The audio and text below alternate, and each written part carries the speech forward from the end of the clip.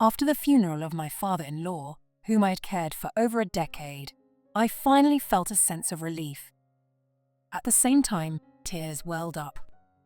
But then, James threw his suit at me. "Hey, housekeeper, get that washed." I didn't even feel like arguing and took the suit. Even though his father had just passed away, James seemed oddly cheerful. Maybe I married the wrong person. Just as I thought that. "Oh, what's this?" I was surprised to find 2 pieces of paper in the suit pocket. At the same time, I realized this was my chance. "So, you want me to file these, right?" Feeling very bright, I headed straight to the town hall. I submitted both documents and returned home as if nothing had happened. Then I told my mother-in-law about it, and we decided to leave the house together. The next morning, we moved to a luxury hotel and started looking for a new place. James called immediately. I ignored him, but the phone kept ringing, so I had no choice but to answer. "Where are you?" "At a hotel." "What?" James, half mad, yelled at me to come back home. I simply said no and hung up. My mother-in-law nodded in agreement. The fight back starts now. My name is Mary Machia. I'm a 40-year-old housewife. Before marriage, I worked as a caregiver. I quit my job to take care of my father-in-law after I got married. I met James when I was 29, while caring for his father. Just after breaking up with my boyfriend, James asked me out. I declined a few times, but his mother suggested a dinner party at their house, so I agreed to a meal. We ended up having many dinners and started dating. James was very kind, 5 years older, and dependable. Feeling lonely, I quickly fell for him, and our relationship went smoothly. A year later, on my birthday, he proposed. We didn't have a wedding but took wedding photos. At James' strong request, I retired and became a housewife. My in-laws were wonderful people. My father-in-law, though bedridden, was mentally sharp and always thanked me for everything. My mother-in-law shared housework and caregiving duties, and we sometimes hired a helper, enjoying coffee outings and movies. However, my relationship with James worsened after marriage. "I'm going on a business trip for a week." "Starting tomorrow. Where?" "It's none of your business." He often went on business trips, and it felt like he was living away. Even when he was home, he either slept or went out alone, barely talking to me or his parents. "Show your dad your face sometimes." "That's your job." No matter what I said, James ignored me, waving me off dismissively. I realized then that the kind James before marriage was an illusion. Despite this, my in-laws were great, and everyday life was fine. "Mary, a helper is coming tomorrow. How about going for tea together?" "Yes, take a break for a change." They were always considerate, giving me moments to relax. I initially became a caregiver to help people, and being so cherished, I had few complaints aside from James. However, after 2 years of this life, James suddenly brought a subordinate home. "Hello, nice to meet you." "Nice to meet you." His subordinate, Johnson, was flashy, with nails unsuitable for housework and bright hair, making me wonder how she was accepted at work. Her attitude toward James didn't seem merely that of a subordinate. "Mary, you're so plain and simple, aren't you?" "Oh, I mean it as a compliment." Her mocking tone irritated me. Looking at James, he was grinning beside her, and even agreed with her. "If you were as cute as her, I'd be more motivated." "Oh, James, you're being rude to your wife," Johnson said, looking victorious. Then, she put her hand on James's shoulder and whispered something in his ear. "Hey, get us some drinks. You're really clueless." "James, that's mean." I replied softly, "Yes," and went to the kitchen. Their rudeness made my blood boil, but I lacked the courage to confront James. "Here you are." "Oh, we've been waiting. Now leave us alone." When I returned to the living room, they seemed flustered. James snatched the tray from me, urging me to sleep. "But don't worry, Mary, I'll take care of James," Johnson said, pushing me out of the living room. I was shut out and could hear them laughing. What are they talking about? I tried to listen, but my father-in-law called me at that moment. We lived in a separate part of the house from my in-laws, so I had to respond quickly.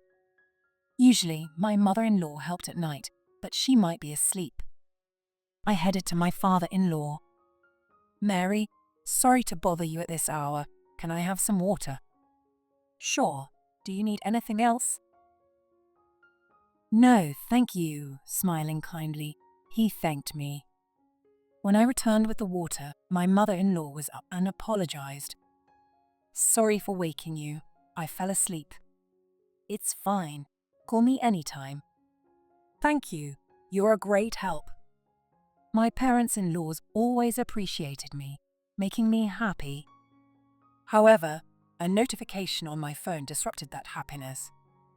It was a message from James. "What?" James had sent a message telling me to stay at his parents' house.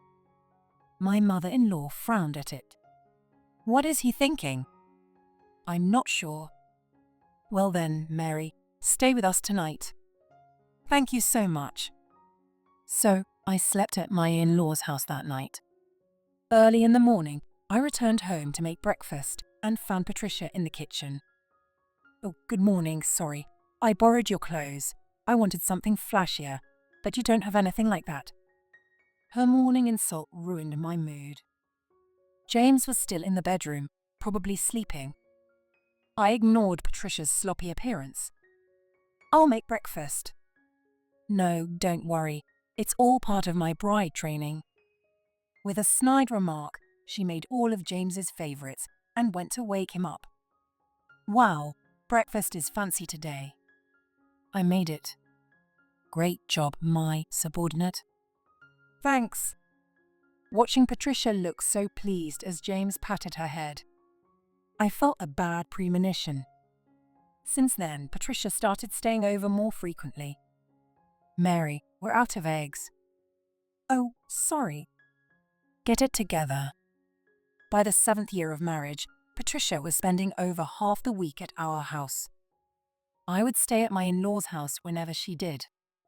At first, Patricia pretended to be polite, but now she had no reservations. She spent time in the bedroom and clung to James in front of me. By then, they didn't bother hiding their affair. Initially, I was shocked, but as a housewife with nowhere to go, I endured. Besides, I had to care for my father-in-law, whose condition had worsened over the past 2 years, and my mother-in-law was now frail. As a result, I stayed at my in-laws' house more often. Patricia took advantage of this, staying over more. She and James would leave for work together after breakfast. "James, hurry up." "Yeah." I watched them walk out together like a couple every morning. It was humiliating, but without an income, I had to endure. Patricia even sat beside James at meals.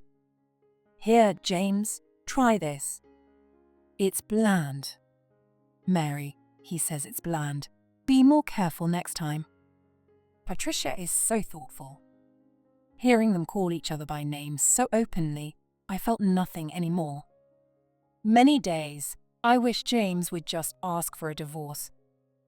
"This is delicious." "I made that." "You're amazing, Patricia. I wish you were my wife." "I'm so happy. I can be anytime." Even though I made it, I stood in the kitchen while they played out their charade.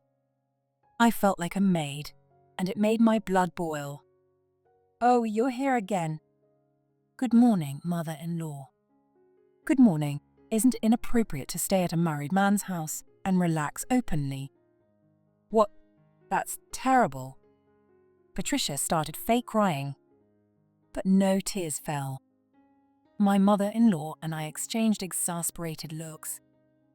Patricia is so unfortunate," James yelled, oblivious to the situation. While my mother-in-law and I were confused, Patricia beamed at James. I said, "It's fine, so don't interfere, Mom. I'm married and have my own household now." "How can he say that?" I thought as James put his arm around Patricia. He didn't realize how absurd it looked. I'm so happy that James cares so much about me. Patricia, with tears in her eyes, leaned on James. My mother-in-law and I could only be stunned by James's sloppy expression as he held her. "Mary, thank you, and I'm sorry. You don't have to endure this anymore." Mother-in-law: "I'll make sure you get alimony. Be free." Mother-in-law said this while I was caring for my father-in-law after breakfast. "I think so too. You can still meet someone new and have a family. I can't leave such a good person to a son who treats her so badly." Tears welled up as my in-laws defended me. They handed me a bank book. "What's this?" "We saved this for you. Use it." The bank book had enough money to buy a luxury apartment outright. "I can't accept this. It's our way of showing gratitude." "But—" My in-laws smiled warmly. Still, I shook my head. "I appreciate it, but I'm not planning to divorce yet." "Do you still love James?" "No, I don't have feelings for him anymore. I want to stay a little longer to be with you too." My in-laws' eyes widened. I had no parents. They died in a car accident when I was young, and I grew up in an orphanage. Leaving the in-laws who cherished me felt lonely. I told them this, and my mother-in-law started crying. "Mary, no, Mary dear, I think of you as my real daughter." "Mother-in-law, thank you. That's why I don't want to get a divorce." My parents-in-laws understood my feelings. Then, my father-in-law made a surprising suggestion, which I gratefully accepted. After completing all the paperwork without James knowing, my father-in-law's condition worsened, and he was hospitalized. My mother-in-law and I visited him daily, but James stayed home with Patricia. Sadly, my father-in-law passed away within a month. My mother-in-law and I were busy with funeral preparations while James claimed to be on a business trip. At the funeral, many of my father-in-law's friends came, and my mother-in-law and I expressed our gratitude with tears. James pretended to cry and said something, but we ignored him. After the funeral, we returned home, and my mother-in-law made tea. Sitting on the sofa, I reminisced about my father-in-law. "Dad, you can rest now." After caring for my father-in-law for 10 years, I felt relieved. Tears welled up. But James threw his suit at me. "Hey, housekeeper, wash this." I didn't even feel like arguing and took the suit. James seemed oddly cheerful, despite his father's death. Maybe I married the wrong person. Just as I thought that. "Oh, what's this?" I found 2 pieces of paper in the suit pocket. I realized this was my chance. "You want me to file these, right?" Feeling bright, I went to the town hall immediately. I submitted both documents and returned home as if nothing had happened. Then I told my mother-in-law, and we decided to leave together. The next morning, we moved to a luxury hotel and started looking for a new place. James called immediately. I ignored him, but the phone kept ringing, so I had no choice but to answer. "Where are you?" "At a hotel." "What?" James, half mad, yelled at me to come back home. "No," I simply said and hung up. My mother-in-law nodded in agreement. The fight back starts now. We used the savings in my mother-in-law's bank account to buy an apartment. It was a beautiful place with an ocean view, and we decided on it immediately. The security was top-notch, with a concierge on the first floor. We felt safe and settled. We hired a lawyer to handle the inheritance and alimony matters with James. James said he didn't want a divorce and wanted to start over, so I decided to call him once. "Hello, where are you now?" "Now, at our new place." "Our new place? What do you mean? How can you just leave your husband and go somewhere?" James sounded desperate and raised his voice. I remained calm. "You think I tell you where we are? We're divorced now." "What? What are you talking about?" James sounded shocked. I couldn't help but chuckle. "You prepared everything. You told me to file the papers after the funeral, remember?" "What that was?" James fell silent, clearly realizing what had happened. "The papers I found were our divorce papers and a marriage certificate with Patricia." I continued. "I also filed the marriage certificate. You might have wanted to do it together, but oh well." "What? How could you do that, damn it?"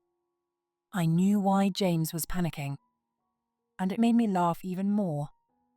James, frustrated, began to yell, "You filing those papers has caused a lot of trouble here. Come back and apologize." "No." "What did you say?" I firmly refused James.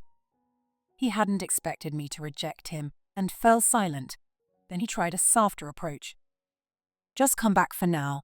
Johnson is worried too." I laughed at his insincere use of Patricia's last name. "Your wife is Patricia now."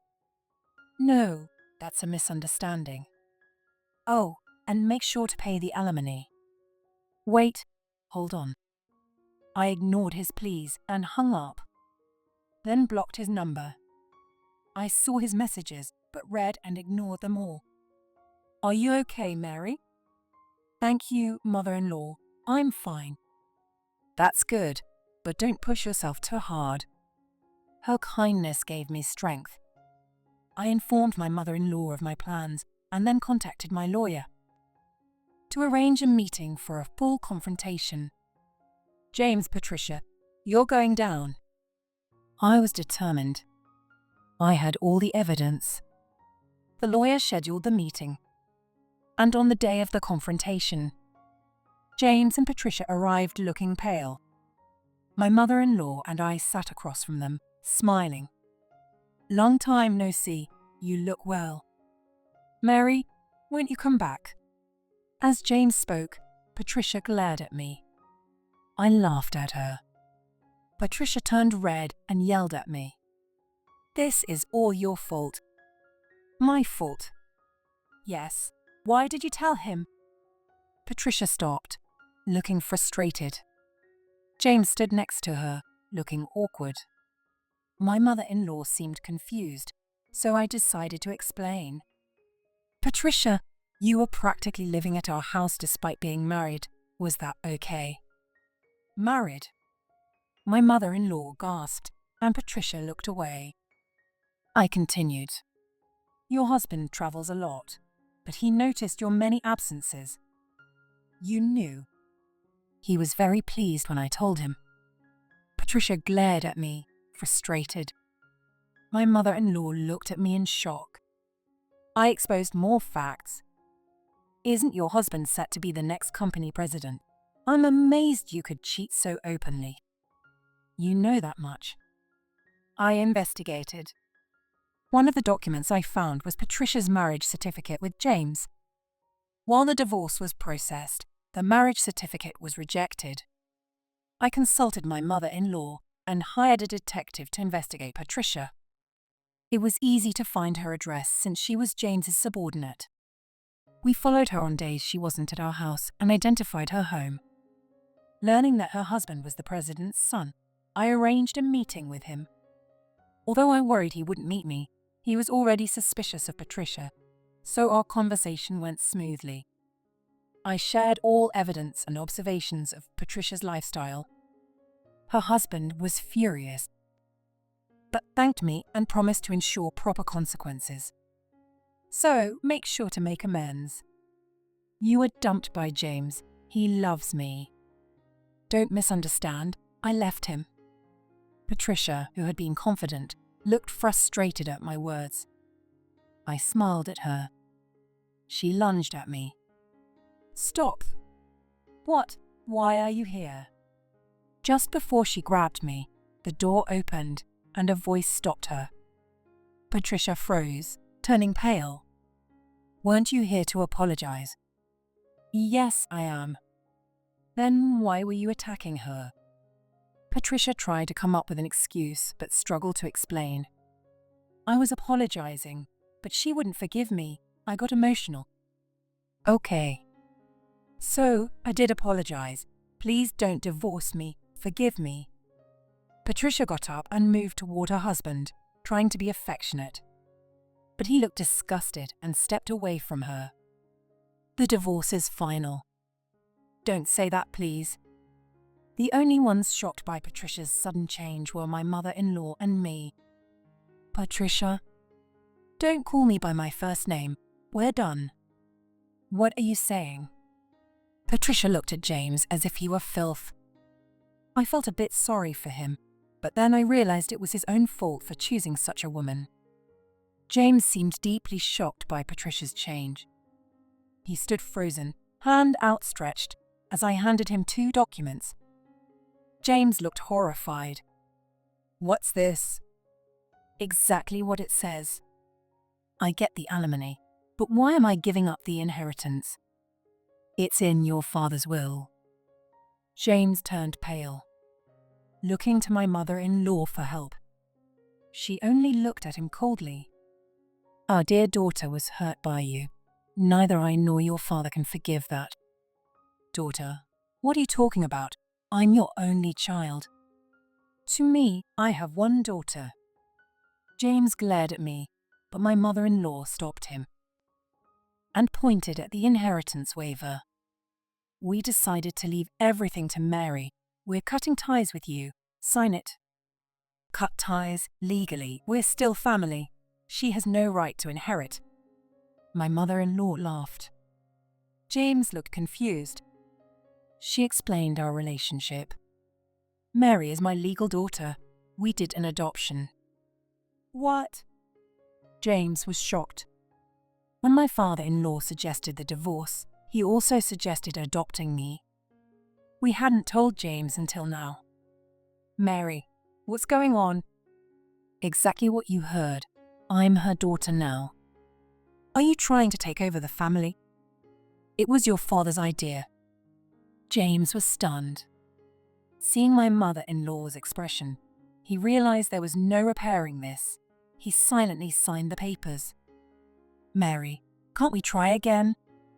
he asked softly. I laughed and answered clearly. "No way." "Don't say that. We've been together for 10 years. For 10 years, the only ones there for me were your parents, not you." I said everything I'd held in one breath. James couldn't respond and just looked down. Patricia was in a similar state. The room fell silent. My mother-in-law broke the silence. "All right, we got the signatures. Let's go home." "Yes, that's right." I stood up, following my mother-in-law's lead. James didn't look up. I addressed him one last time. "Thank you for everything over the past 10 years. I'm truly grateful for introducing me to your wonderful parents." James flinched but didn't respond. I glanced at Johnson and met his eyes. He seemed to be done with it too. With an eye contact, I paid the bill and left with my mother-in-law. After that, James gave up his inheritance, and Patricia and her husband divorced. Through our lawyer, we received several letters of apology and reconciliation requests, but we ignored them until they stopped coming. James and Patricia were both fired for repeated infidelity at work. James had little savings and had to borrow money to pay alimony to me and Johnson. James called my mother-in-law several times for financial help, but she just laughed and hung up. Patricia had no savings and borrowed from the same place as James, now working nights to pay off her debt. She might enjoy the flashy lifestyle, but most of her earnings went to debt repayment, making her life hard. Her parents refused to help, having disowned her for ruining a good marriage. I felt a bit sorry for her, but it was her own fault. Johnson's husband's career was thriving. and he was set to become president soon. He was busy, but his enthusiasm motivated me too. He considered expanding overseas, and we often discussed potential countries for relocation. My mother-in-law seemed to be blossoming, looking younger and happier. She found a companion in her haiku class instructor, who had also lost his spouse. They cherished their past loves while building a new relationship. Watching her happiness made me excited too. My mother-in-law seems very happy, and I hope she continues to enjoy her life with her new partner. Recently, they invited me to join them on a trip, but I declined. She still seems a bit shy, and her blushing is adorable. When I suggested we all go out for dinner sometime, she was delighted and is already arranging a date. As for me, I'm actually dating David. Our relationship grew from discussing alimony and other matters. We started having meals and watching movies together, and he eventually confessed his feelings. Initially, I declined due to the circumstances of our meeting, but he was persistent. He repeatedly confessed, even getting my mother-in-law's approval before proposing with the intention of marriage. We were compatible, and his persistence won me over. We've been together for 2 years, and he proposed again on my birthday this year. His grand gesture with 100 roses made me laugh, but I happily accepted. My mother-in-law was overjoyed and offered to buy us a newlywed home. She wanted to celebrate on behalf of my father-in-law too, so we're considering building a 2-family house. David wants a wedding and is attentive to my wishes. Though he can be overly sweet, it's endearing. We chose a domestic honeymoon. Given his busy schedule and my love for hot springs, I wanted us to relax together. I also found a new challenge: managing a care facility. I didn't want to rely solely on him, so I resumed my studies in caregiving. During that time, I also learned about management and became interested. Fortunately, my father-in-law left us some money, so I decided to build a care facility. Old colleagues are coming back to help, which is very encouraging. Both my mother-in-law and Johnson support my plan and are very cooperative. Sometimes I'm overwhelmed by how much my environment has changed, but I can't let that slow me down now. Mary, where should I put this? Oh, please put that over there. Working with the staff, I'm preparing for the grand opening of the facility. It feels like a dream, but many people have already signed up based on my reputation from my previous job. This should give us a strong start. Mary, let's take a group photo. Great idea. Let's take one for the entrance. Nice idea, let's go. Okay, slow down a bit. I was startled when someone grabbed my hand, but I felt grateful for having such friendly staff. Thank you, Dad. I whispered to the blue sky. The future is a gift from him. I'll always remember and be grateful. All right, say cheese. The camera shutter clicked. This marked the first page of a new chapter. Thinking about it made me laugh out loud.